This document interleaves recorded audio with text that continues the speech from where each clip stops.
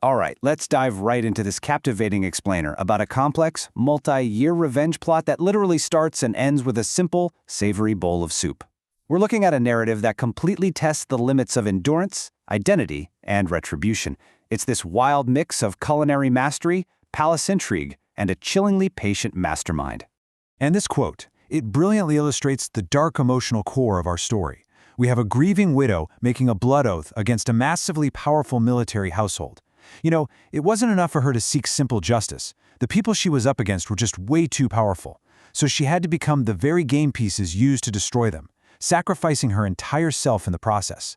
So think about it for a second. How far would you actually go? This chilling question really sets the stage for a mastermind's calculated infiltration, where patience and pure agony are the ultimate weapons. When the law and society fail you, when the powerful can just crush you without a second thought, what tools are left for the powerless? Well, for our protagonist, the answer lies in an unthinkable physical and psychological transformation. Chapter 1. A Recipe for Tragedy. So the inciting incident kicks off with a humble butcher whose mutton was so incredibly famous that General Shao's favorite concubine demanded his services. Now, this chef was just a simple family man, totally content with his life. He heads off to the capital thinking he's simply doing a job that might earn him enough coin to buy his daughter, Anning, a little golden rabbit toy. But here is where the widow faces an agonizing realization. The chef mistakenly addressed Lu Muyao as concubine instead of madam. And for Lu Muyao, who was deeply, deeply insecure, this was a massive trigger. For this tiny, innocent slip of the tongue, a good man's life was brutally extinguished. He was tortured to death. It's just heartbreaking. The timeline of this tragedy is incredibly swift. The chef leaves, promising that toy for his daughter, but returns with horrific burns over 70% of his body. He literally holds on to his final breath just long enough to see his wife one last time. And as he passes, the widow fully understands that standard justice? Yeah, that's impossible. And that sparks her terrifying vow. Which brings us to Chapter 2, The Agony of Transformation.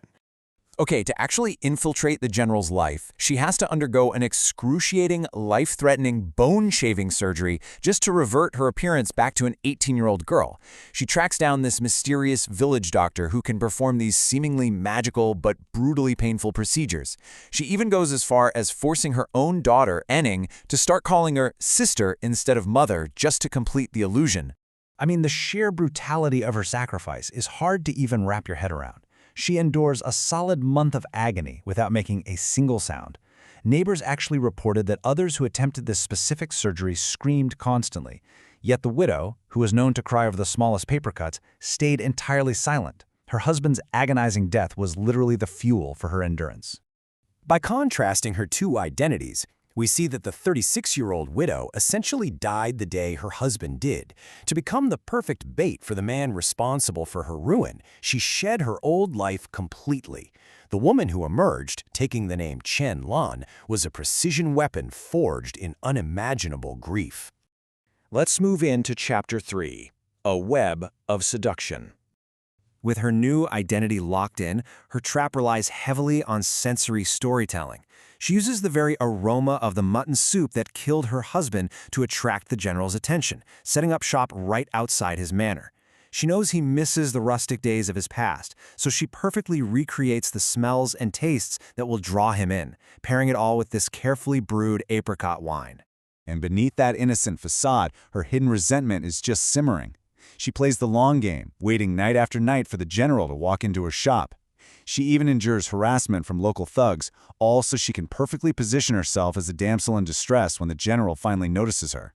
It's a masterclass in psychological manipulation. As she successfully seduces the general and enters the manor as his newest concubine, a stark contrast emerges. On one hand, you have Liu Miayo pushing the general away with her jealousy and cruelty. She even disfigured servants who just looked at him. And on the other hand, there's Chen Lan, pulling him in with this completely fabricated gentleness and vulnerability. Chapter 4. Outsmarting the Enemy. So once she's inside the manor, the psychological chess match truly begins. She doesn't fight Lu Muyao directly. Actually, scratch that, she does something way smarter. She allies with the general's legal wife, Madame Kui, who had previously lost her own 8-month-old unborn child to Lu Muyao's cruelty. Qianlan brilliantly uses Lu Muyao's existing enemies against her, staying perfectly calm while Lu Muyao acts completely erratic. But then, the tension completely spikes. Lu Muyao actually figures it out. She discovers that Qianlan is really 36 and a mother. So she drags the old village surgeon right into the manor to expose the widow's true age and the whole bone-shaving plot to the general. For a second, it really looks like the widow has been caught red-handed. Well, our mastermind was already 10 steps ahead. She preemptively drugged the star witness, turning Lu Muyao's grand accusation into a totally humiliating defeat. By the time the doctor is brought forward, she's under the influence of a poison that makes her babble nonsense rhymes about old women wanting to marry generals. She sounds completely insane. And here's the crazy part. The ironies just multiply.